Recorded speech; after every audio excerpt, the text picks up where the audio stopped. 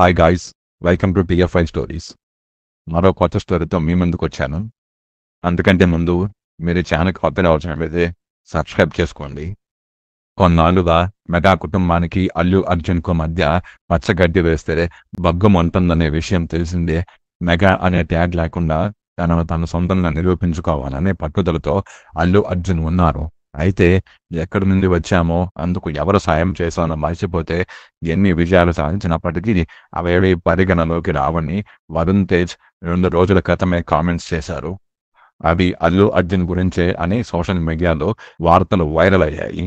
చివరకు వరుణ్ తేజ్ సినిమా మట్కా విడుదలయ్యింది. దర్శకుడు కరుణ కుమార్ తీవ్రమైన వైఫల్యంతో ఈ సినిమా ఘోరమైన డిజాస్టర్గా నిలిచింది. వరుణ్ తేజ్ నటనా పరంగా వైవిధ్యంగా వేసిన గెటప్పులు మినహా ఈ సినిమాలో చెప్పుకోవడానికి ఏమీ లేదని మెగా అభిమానులు దర్శకుడిపై మండిపడుతున్నారు. మొదటి రోజు 2 కోట్ల రూపాయల కలెక్షన్లు ప్రపంచవ్యాప్తంగా రాగా, రెండో రోజు రాయడానికి కూడా కలెక్షన్లు ఏమీ రాలేదు. చాలా థియేటర్లలో, మల్టీప్లెక్స్లో ఈ సినిమాను షోలు రద్దు చేసుకున్నారు. ప్రేక్షకులు లేకపోవడమే దీనికి కారణం. అలాగే అల్లు అర్జున్కు చెందిన ఏ మల్టీప్లెక్స్లో కూడా మట్కా షోలు రద్దు చేశారు. దీనిపై మెగా అభిమానులు తీవ్రంగా మండిపడుతున్నారు. అల్లు అర్జున్ తన సోషల్ మీడియా ఆర్మీతో ఫేక్ ఖాతాలు తెరిపించి మట్కాపై తీవ్రమైన వ్యతిరేక ప్రచారం చేస్తున్నారంటున్నారు.